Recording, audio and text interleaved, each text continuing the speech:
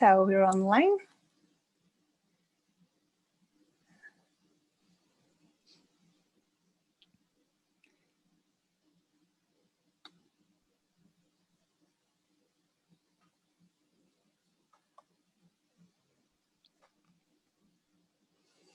Hello, ladies and gentlemen, everyone that is joining us right now. It's very good to have you here. Welcome to our webinar about protecting your child's online safety. We will wait one more minute to allow more people to get on board.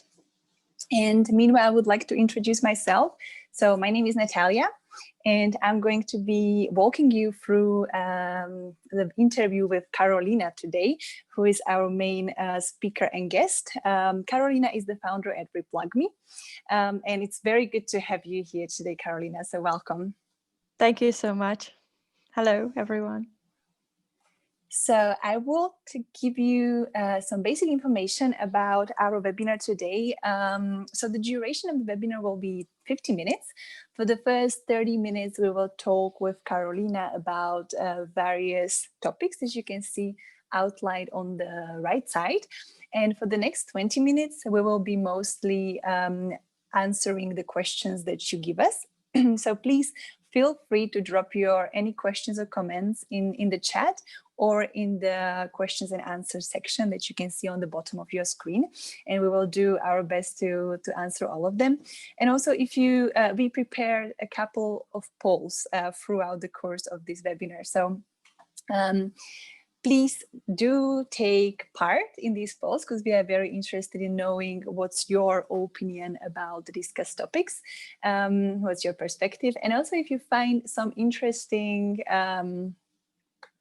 I don't know, thoughts, ideas, information. Also, we will be very happy if you call us out on Twitter with the hashtag GamGParenting. So the main topics we will talk about today with Carolina is the children and the digital world. So how the world is changing for children currently and what their interaction in the digital world is like. What are the biggest risks of the time spent online, but also on the other hand, what are the benefits? How can children benefit from their online activity? What impact social media have on children, on the way they are forming friendships, how they communicate with their family, with their friends, how they feel about themselves, and also how we can navigate the pros and cons of the online activity and set up some healthy digital habits that are not only healthy, but actually followed by the little or teenage ones. And finally, we will also talk about the technology tools that are currently available on the market and how we can use them to effectively protect children online. So this will be the main topic for the discussion today. And I can't emphasize enough how important or how much we value that we have Carolina here today, who is the founder of ReplugMe, a team of psychologists that work with children, parents, but also with teachers to bring awareness how spending time online can lead to gaining the benefits and eliminate all the negative consequences.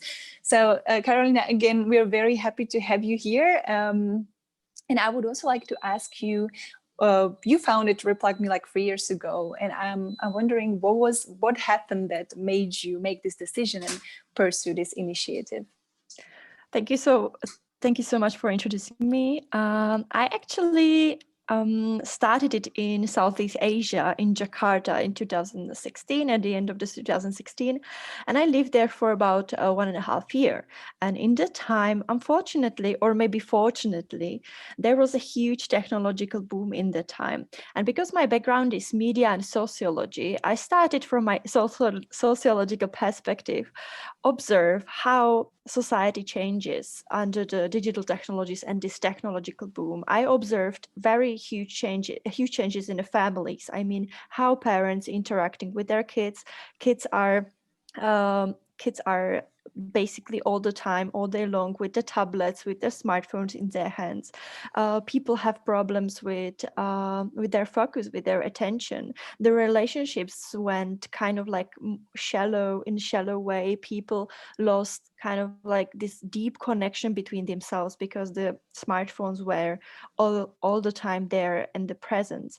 So I started this initiative in Jakarta in 2016-17, and I called several focus groups, and I started to dig in this topic, like why people feel so why people feel addicted to the social media, to the digital platforms. What is the cause of this like addiction or overuse of digital platforms? And I really started to learn more about this topic.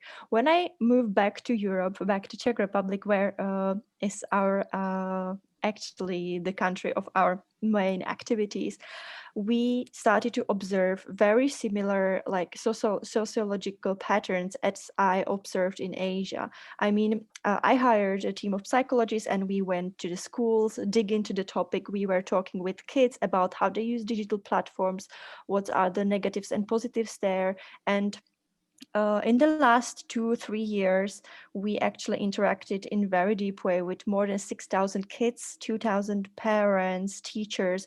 So we have kind of like, I would say, very complex perspective about how digital platforms actually influencing our youngest generation, but also the whole families, not only in Asia, of course, but mainly in here in Europe, in Czech Republic. So my inspiration was from the Asian countries, which are from the technological perspective very like their progress is kind of like more futuristic, and what we see in Asia years ago, we can still see the same patterns happening in Europe nowadays. So that was my inspiration at the time, but now I see that in Europe we are experiencing the same problem and the same issues as we experienced in Asia years ago. So that's why it was my motivation as a prevention of the digital addictions among young generations to start this project.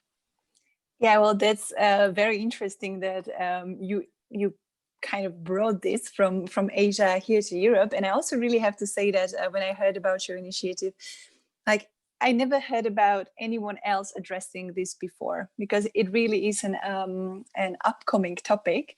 And what we do see from the research we've done as Gamji is that the children indeed spend more and more time online as the years progress. And not only that, but also the age of the children that are getting in touch with the online world is becoming lower and lower.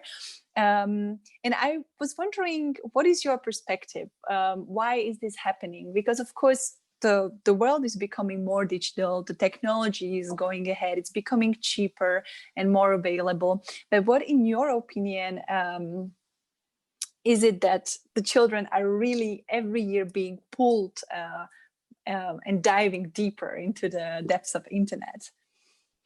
Thank you so much for this question. Actually, we can look at ourselves as adults, especially in the past few months. We eat in front of the computer, we eat with Netflix, we work online, we have fun online, we shop online, we learn online. Basically, all our life is more and more connected to digital technologies. And when we don't have any like boundaries or any healthy digital habits that we are over the day, and we like utilize them, we utilize technologies as a good tool, we can very easily just jump into the overuse of technology or like digital addictions. For the kids, it's very similar. They have most interactions online. Kids, from our research from ReplugMe, rather chat than talk. We were discussing this with kids, and they tell to us that if they are talking face to face with another person, it's harder for them because they cannot edit or delete anything. What they say is just said. So it's like threatening them, and it's a threat for their social status. So they rather chat online when they can like edit messages, delete messages, and so on. So And if you look out of this interaction side, they have a lot of fun there. They have infinite learning, exploring. And this is the kids like nature, a kids basic to explore the world around them. And if they have a chance to explore online world, oh my God, it's so tempting for them. They just want to be there all the time.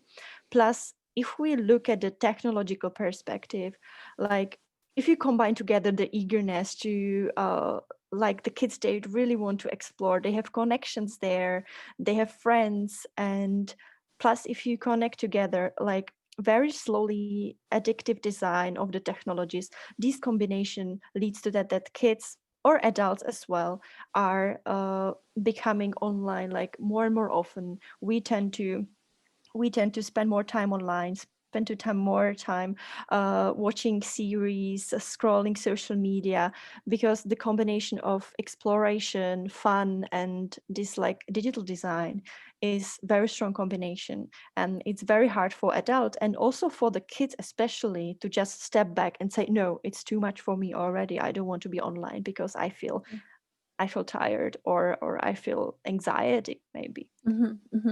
So there definitely is something almost like playing with our human, need for distraction or entertainment. So in your perspective, how much control we can actually gain over, because they're like all these, social media, Facebook, they are playing with our like human needs and urges basically to keep us in there.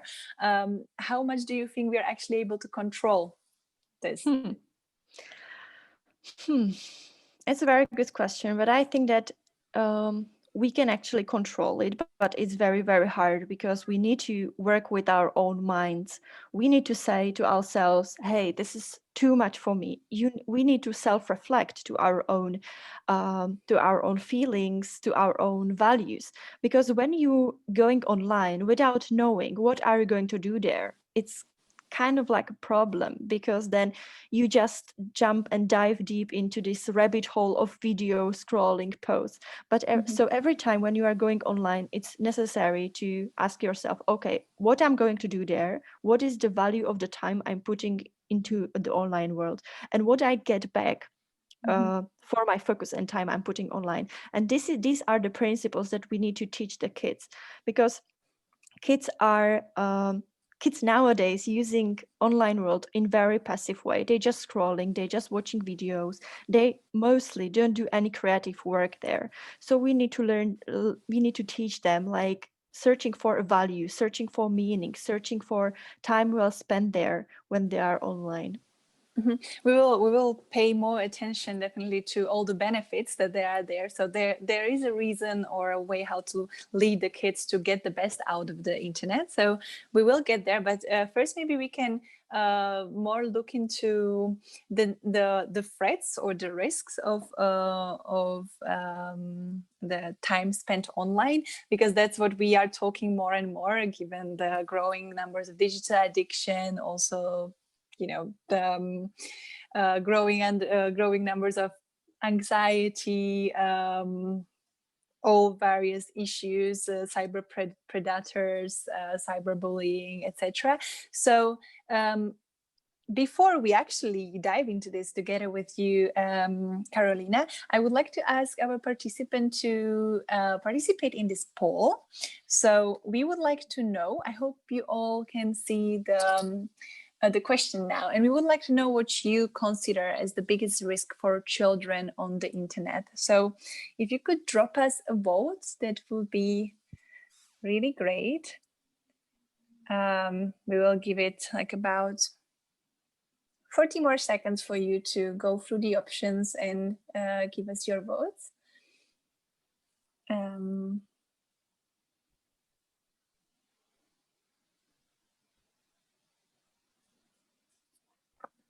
I see you are still voting, so 10 more seconds for the last ones who would like to drop some votes. Otherwise, it's very, very distributed so far. So here you can see the results, and actually we've got we've got three first places, which is developing an internet gaming addiction, and then low self-esteem and anxiety, or too much time spent online. And then in the second place, or the less chosen one, is being a victim of a cyber predator or becoming a target of a cyber attack. So, oh, sorry, I didn't share the results, so now you can see it. I'm sorry about that. So for your own view, yeah, so we've got basically first issues on the first row: developing addiction, low self-esteem and anxiety, and too much time spent online.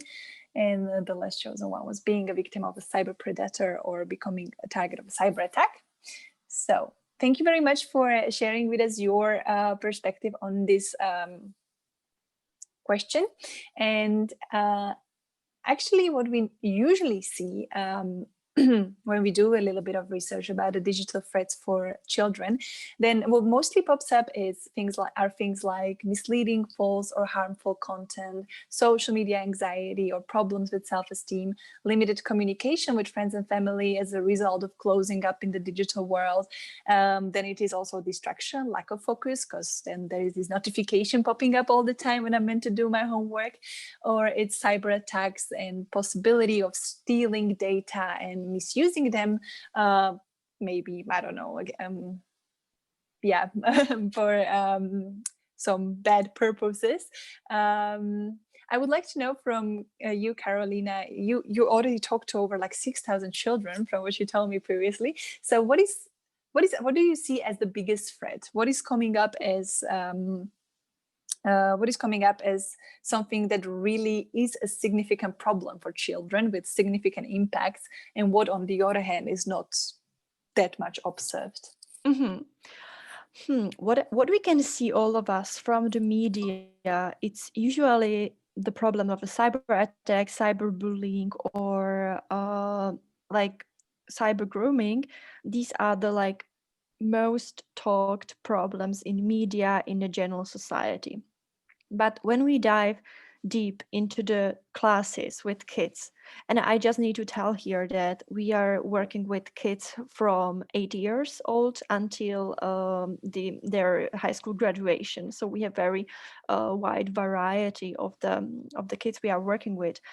We meeting like more often we can see these like psychological problems and the psychological threats that our kids are actually dealing with. For example, the problem with self-esteem and self-confidence are, from our observation, very, very often,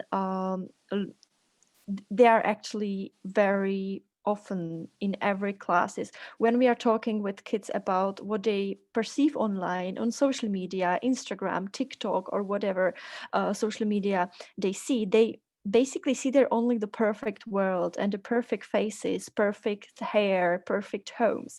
And many kids tells us that, okay, I would like to have Instagram or TikTok account as well, and I would like to post there some content, but I'm ashamed because I don't have such a perfect home. I don't have such a perfect body or perfect muscles or perfect hair. So I just don't want to put myself online. I just want to stay isolated. And the kids literally stay isolated because they are afraid to go outside. They are afraid to put their authentic self outside online because they feel that they are not good enough. So the problem with self-confidence and self-esteem is very, very wide.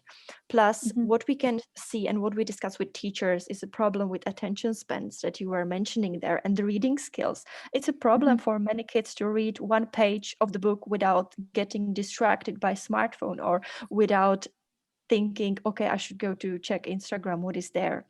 So their attention span, in average, it's nowadays 40 seconds. It means that we literally can hold one thought or focus on one task 40 seconds between we switch to another one. And when you were talking about shallow relationships, it's definitely true, because when we are having a workshop with kids in an age, it's 11 until 15 years old, and we asking them about their values in their life, they find as the most like threat values of the digital world connections with their parents, connection with other people, because they perceive when they are communicating with their family or with their friends and there is a smartphone there, they feel like the conversation is never that deep that they would appreciate that, or the communication is not meaningful anymore. So they are literally losing like meaningful and deep connection with their friends, with their families. And it's not about the relationship with their friends, it's also about the relationship to themselves, because when like average kids in the Czech Republic, most of the kids have got smartphones in their bedroom, and from the moment they wake up until the moment they're going to sleep, they are interacting with smartwatches, smartphones, tablets, digital media. So they are basically entertained all day long. So they doesn't even have a time to spend with their own thoughts. They don't have any time for boredom or solitude, which is so important for their creativity and self-reflection. So these are kind of like not really discussed threats of the digital world, but we also perceive them as important, because when you don't have a 10 minutes a day time to just sit and think about, okay, so what is in my head, what I like, what I would like to be, when you like putting information all day long into your brain is not really good for your development as well.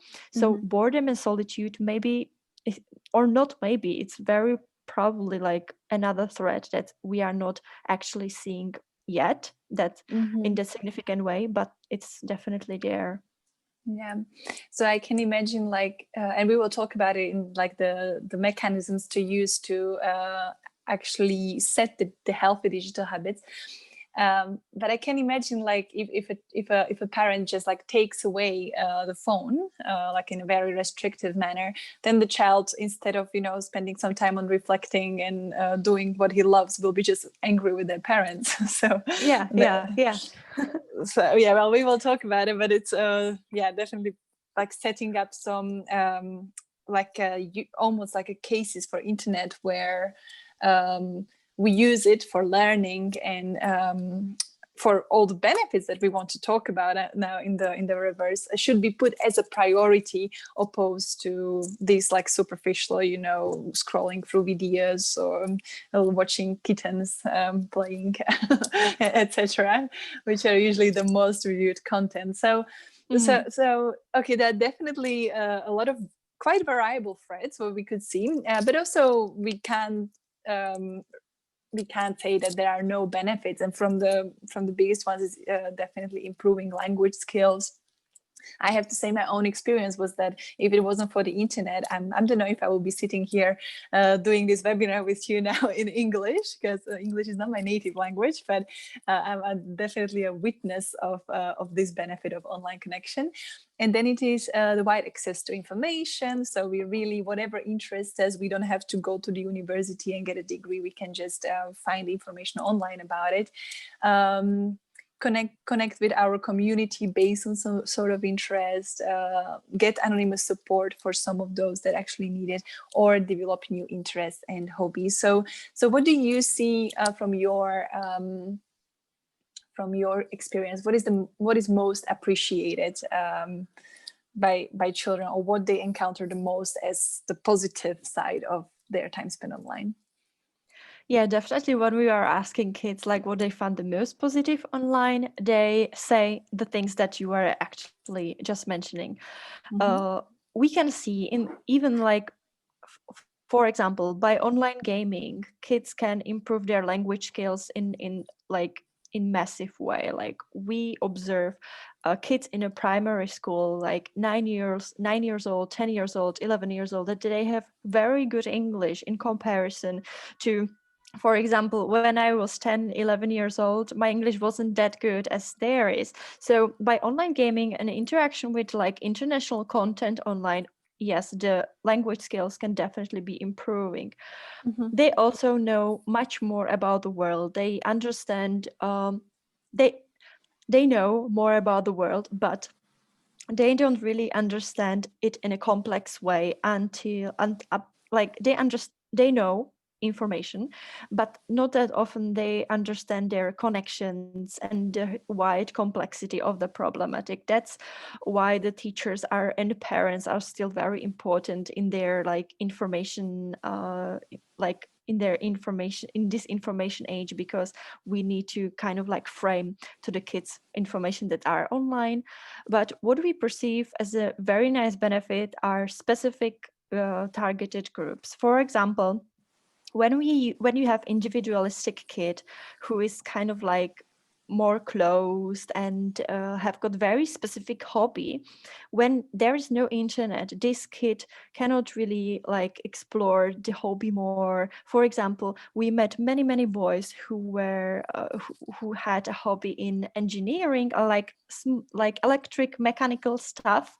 They were preparing their own like electric tools and some very easy like hardwares, and they have very nice Facebook groups and TikTok videos. So in the internet there are like specification of the specific internet groups can help some kids in their individualistic hobbies to develop them more. Or when we have, for example, Facebook group for pet owners, for like when we have girls who really love to paint, so they have specific Facebook video or YouTube videos, YouTube channels for how to learn painting. And we had many girls at schools who were brilliant painters, literally, and they just learned it over like from YouTube. So I definitely see there's a lot of benefits, but the benefits coming from the content the kids are actually watching. So if your kid is 4 hours a day online watching YouTube videos, it can be benefit for them if the videos have a great content. They have learning potential, they have creative potential. But if the kids are watching videos for 4 hours just passively, where there is no activity, no creativity there, then it can be not that beneficial for them. Yeah, then there is also a question that how we bring the children to watch something that develops their hobbies, because again it's the same thing as I mentioned the cats and kittens before. Like that's the fun, it doesn't probably, apart from making us laugh, it doesn't really develop any talents or any skills. But how do you actually navigate a child to go for those videos that are somehow developing their skills rather than anything else? Yeah, I understand this concern. I would definitely start with the small steps. Because when we are telling parents in our workshops that it will be good if they support like these creative videos or creative groups on Facebook, social media, and show to the kids internet as a great tool to develop your skills or creativity, it's usually very huge bite for the kids. So it's good to start with the small steps. And when you have a small kids, it's much more easier to develop this from very young age. So instead of like fairy tales on YouTube, try to find there like some small tutorials for the kids, for the very, very young kids, how to cook a cake or how to cook a cookie, and start to basically building this behavior to search for creative videos, do-it-yourself videos online, but start with small steps. Because when the kids are watching videos with some do-it-yourself stuff and then cook something, create something, or doing whatever in creative way, and they finish it and it's successful, they have a huge amount of dopamine from that. And the dopamine they are also getting from the gaming, from social media, from these kitten videos. But when they have dopamine from the real world, it's much more valuable. So my advice for parents is to support as much as you can this like creativity and do it yourself outside of the online world, but the online world can be still a huge inspiration for them. Thank you, Carolina. I just would like to say I see some of you are raising hands. So if you have any questions or any comments, please drop us in the chat. So we will make sure that we pay attention to it. Also, I would like to ask or challenge everyone to drop your questions and answers for the final minutes to answer them at the end of this interview. So please do so. And I would slowly move to actually how, like, we're a little bit tighter on time. So my question actually is how in your experience with parents and children, how parents are approaching this whole situation, what they are mostly concerned about, and on the other hand, how the children see it separately, not in the interaction. Yeah, sure. The parents, most of the time, when they're coming to us, they are afraid what their kids actually see online, what kind of content influence them. So here, there is not easy, but there is one advice I would give to parents, not only because it seems to have logical, but also because kids tells us to do that they want their parents to do so, and that's to be active parent. I understand that sometimes it's hard, we are all tired, we don't have a time, but it will be very beneficial for you if you just look for 20 minutes a week on some YouTuber video, or you check some influencers and ask your kids, hey, did you see that? What do you think about it? What kind of like emotions did you connect to this influencer? Why do you think, can you see any like hidden advertisement in his videos? It's always good to just enter the world of the kids, because many parents and many kids perceive it in like kind of, they perceive it actually very often that parents kind of like laughing at their activities online. Hey, what kind of stupid video you are watching? You will be better if you are reading books or bicycle around the house. So, but imagine yourself when you were young and you have some idols, I don't know, Leonardo DiCaprio or whoever, and your parents would laughing at it. You will feel also bad. The same situation is with the kids. They have their own idols, their own Instagrammers and TikTokers who they love. So I understand sometimes it can be hard, but try to approach their online idols in a respectful way. So ask, hey, what is it? Why do you like it? What the TikToker is actually doing? What the influencer is actually like focusing on? It's important to approach it in a very like open way. Yeah, that's what indeed we also found in our research, that most children would be very happy if their parents, before they come and take their phone or block their Wi-Fi connection, would actually come and talk to them, or show the interest in what they like to see, what type of content, maybe watch it together, etc. Also, I was quite surprised to find that a lot of children actually seem to be very knowledgeable about or aware of the risk on the internet. Many of them recognize the problems that are there, the risks that are there for them, and also are pretty confident that they would be able to handle it. What's your perception? Are the children actually aware? Are they responsive, or are they more like not caring about the threats? From our experience, kids are brilliant in getting to, or in getting to understand the threats on the internet. When we enter the class and we just start a topic, hey kids, guys, what are you experiencing online? How do you feel about it? They can open up and talk about it 2-3 hours. They are just so full of it. And it's just showing that sometimes they understand the threats, they know how to behave, but they don't have a support from their school or from their family. So here is important for parents to be very active. And if you don't understand as a parent what is Instagram or what is TikTok and what is it all about, just ask the kids, because kids are great in explaining you, and they will show you their online world.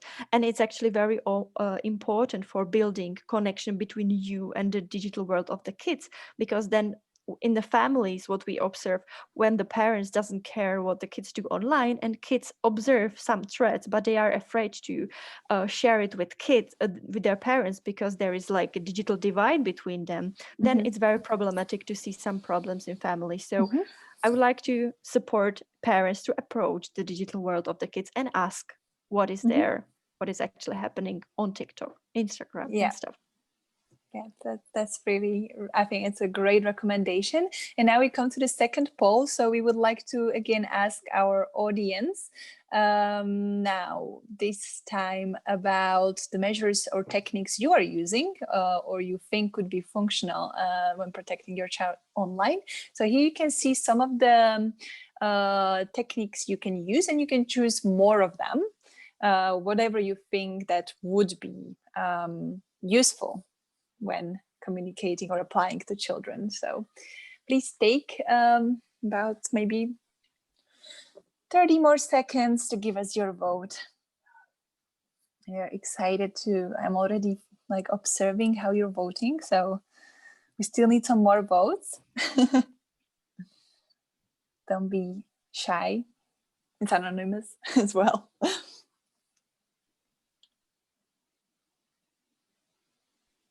Okay, let's give it 10 more seconds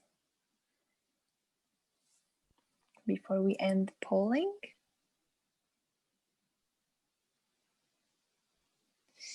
Okay, so I'll share the results with you. So I actually put one soft skill or mediation technique there, which is to talk about the issue, which is also the preferred one, while all the others are more in a restricting way. So that's really good to see that our audience is convinced that talking about this issue is the most functional solution. And then the second one is filtering out harmful content before monitoring or limiting their screen time or taking away their phone, or none of the above. So no one tracks their conversational online activity. So that's probably very appreciated. So thank you very much for participating, and we will finally maybe answer the most important questions. So, and that we already like partly addressed, but how to set up those online habits and communicate them to children. So let's say, what will be the top few advices you would give to the parents to make it work? Yeah, so I would give different advices to different age range of the kids, but the most general ones are, I call it 3B, 3 borders: time borders, space borders, and data borders. Time borders means that as a family, it will be great if you can set a time when you will all be online. I understand it can be very hard for parents, but it's necessary to show kids this like healthy digital habit to be offline. For example, from 7 p.m. to 10 p.m. or from 8 p.m. to the morning, all of us will put our smartphone someplace in the kitchen and we will be all offline. Space borders, meaning that you defining some kind of like forbidden spaces. For example, you all be offline in the car when you are going for a trip, or you will be offline when you have a dinner. So in the dining room or in the bedroom, it's the best one for the kids to build a habit not to have a smartphone in a bedroom, because it's have got various consequences. We don't have time to discuss this, but to define time and space borders can be valuable. Or data borders, to try to find out what kind of, if your kids have got a smartphone, try to find out what kind of data is actually your kids is actually sending to the world, sending to the internet. What kind of data can be a problem when in some which kind of data that the kids putting outside can be kind of like harmful for the kids. Plus, when you are setting some rules with kids, it's always good to think about these kind of like basic rules. Make rules always with the kids. It means that when you are creating time borders, when you will be offline in the weekend or in the night, ask the kid, hey, what do you think about it? Should we be offline from 7 p.m. or 8 p.m.? Do you have any like problems with it? So discuss the rules with the kids.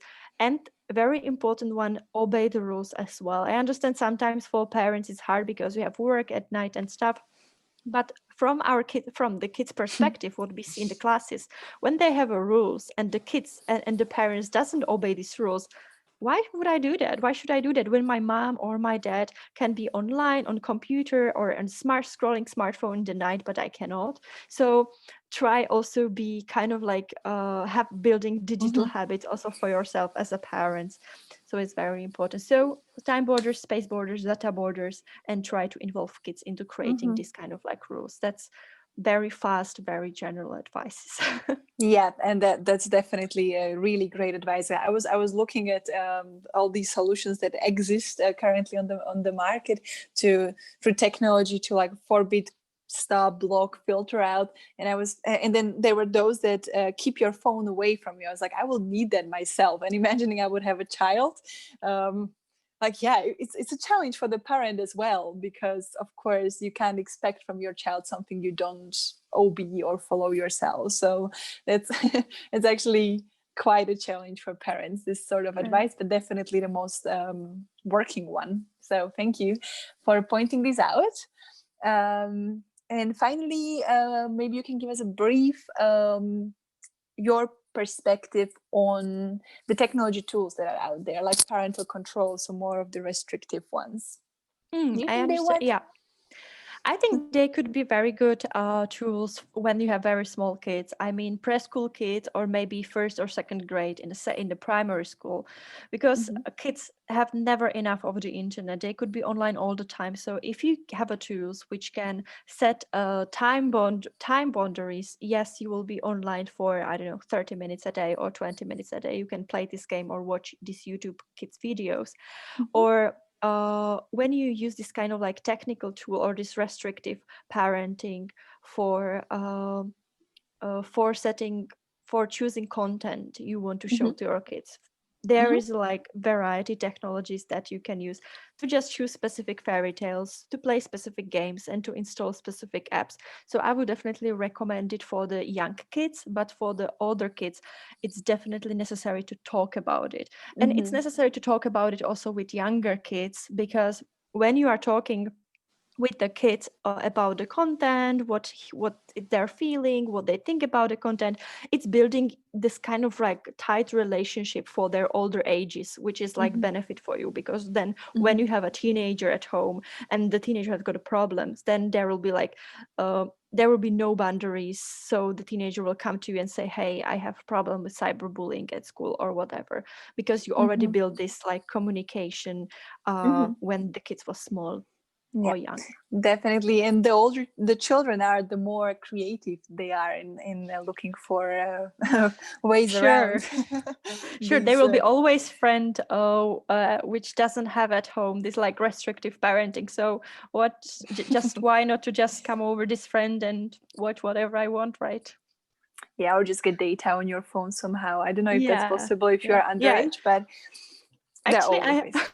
I have a good story here. We were in one classes when they have a common budget to buy data for smartphone for the kids who were running out of the data or whatever. So they just collecting, I don't know, it was like €1 per month or something like this, and then they pay the data for the kids who actually doesn't have it. So it's Yeah, happened. as I say, yeah, children, the more you try to keep them away from something, the more creative they get in Yeah, finding sure, ways to sure. get it. It's like a game for them. So Yeah, okay, yeah, yeah. so that's a really good perspective. But on the other hand, as you said, for the little children who are actually more passive, and you put them in front of the YouTube because of course they love all their Frozen stories and all these fairy tales. But at the same time, and I found this with my niece, she was just watching the fairy tales, and then these videos were popping up that looked like a story or like a video for kids, but it had a hidden advertisement in it.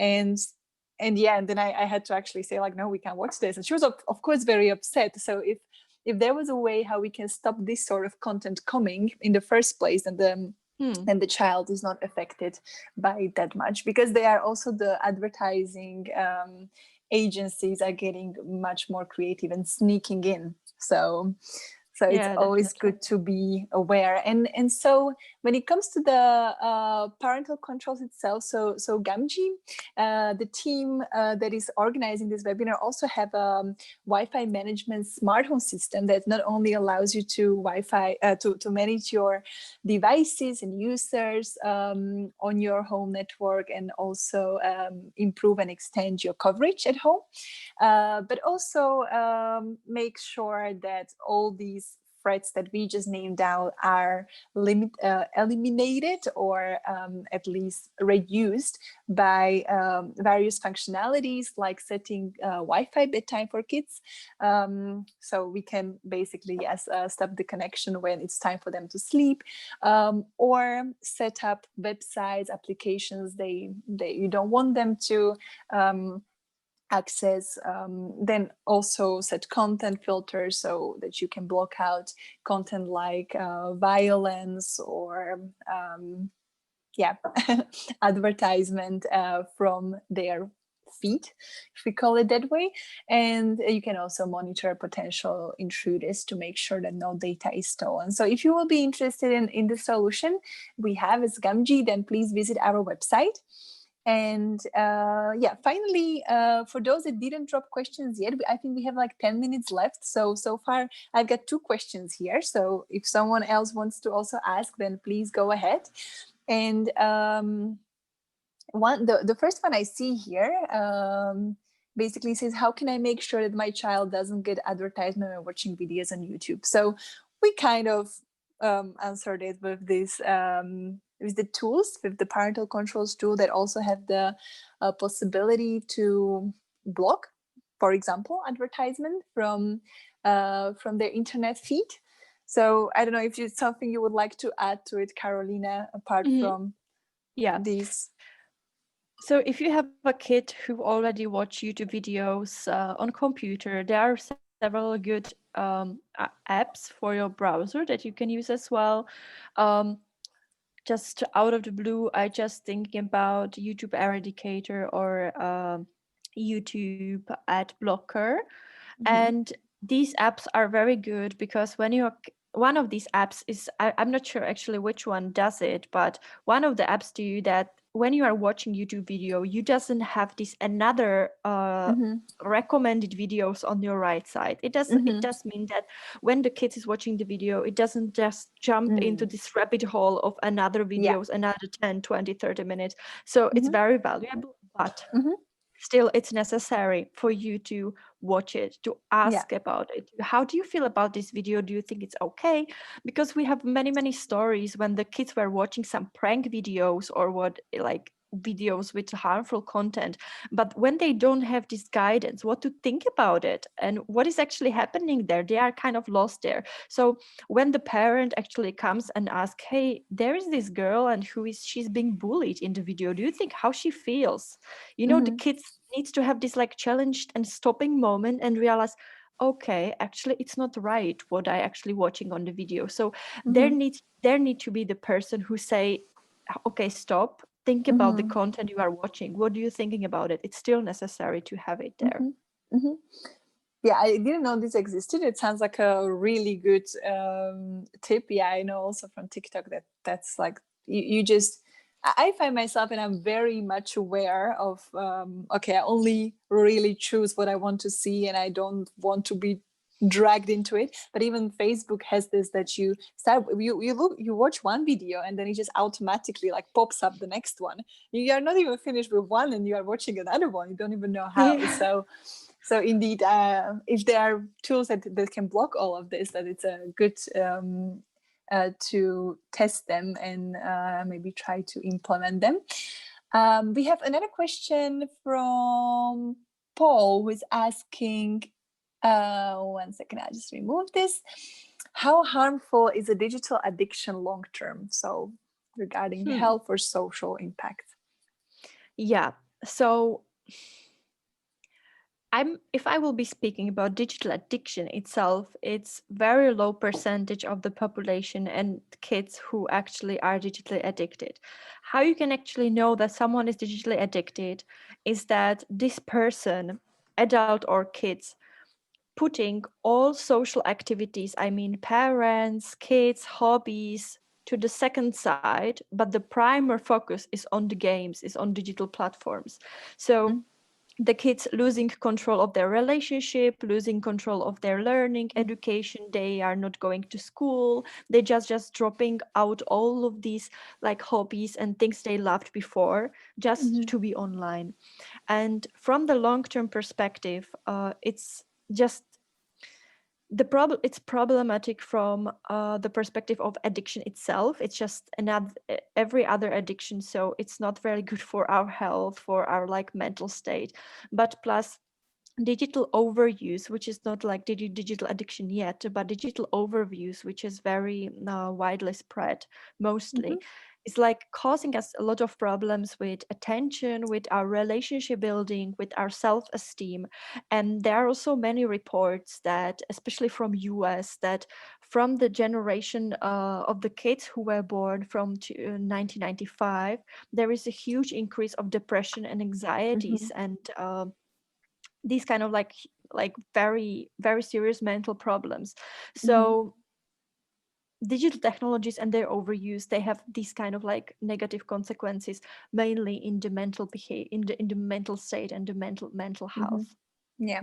And indeed, that's something we are only going to see, right? Because it's still That's quite true. starting. That's true. That's true. Actually, it's a huge experiment, from my opinion, on young generation. Yes, We don't know what will be the definitely. consequences. It looks very innocent, but let's see how this generation will grow up. And hopefully, I really hope that we, thanks to also initiatives like ReplugMe, we will be able to bring the awareness and rather pursue the real the pleasure that is brought from the depth of the relationship, from the quality of relationship, communication with those we loved, doing what we enjoy doing, like our hobbies and interests, rather than some sort of superficial what internet tells us and then drag attention somewhere completely else the next minute. So thank you, that's really interesting. And one more question we have here that we can answer now is,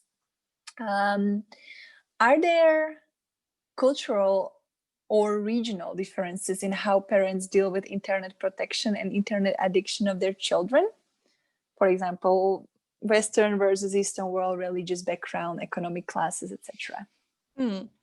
Thank you so much for this question, because I was actually thinking about it as well, like many times, because of my experience from Southeast Asia and my experience with European parents and kids here.